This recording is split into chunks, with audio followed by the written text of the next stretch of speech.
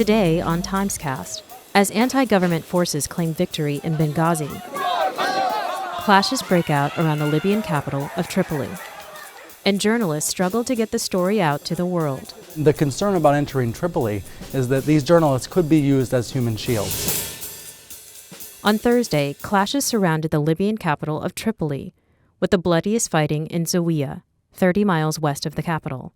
Colonel Gaddafi spoke to the people of Zawiya in a 30-minute rambling telephone address on Libyan state television. I have high expectations that the people of Zawiya will stop fighting and protect their children from those who mislead them to fight.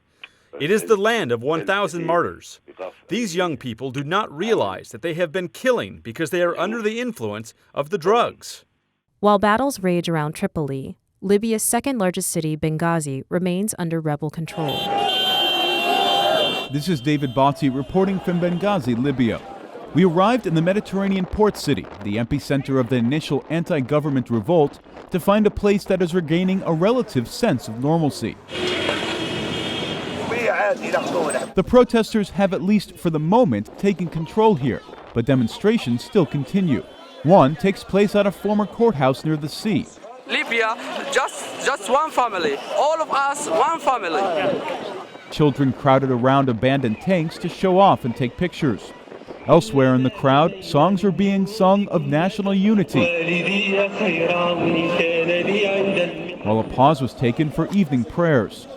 All around the city, you see volunteer civilians in charge of directing traffic and manning informal checkpoints.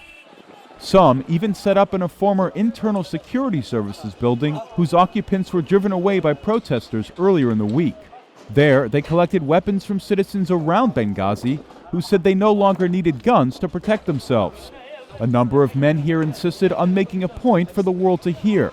In the eyes of some people in Benghazi, the country is united under a singular national identity. While Gaddafi may remain in power, they say Benghazi has set an example for the rest of Libya.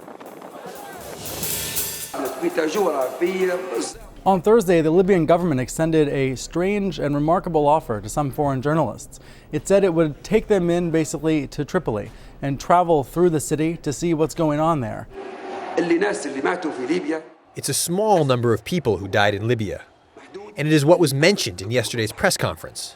We challenge anyone who wants to say that it's one more or one less person who died. Apparently, the Libyan government thinks that journalists have been exaggerating the conditions there, the violence there, even though videos from YouTube and other sources show widespread clashes and violence and fires and gunshots in the streets. The offer from the Libyan government prompted the State Department to release a very unusual statement in which it warned foreign journalists they could be in danger if they travel through Libya without the help of the Libyan government. The statement said that some Libyan diplomats had told the United States they viewed all the foreign journalists in Libya that were not there with visas as al-Qaeda collaborators.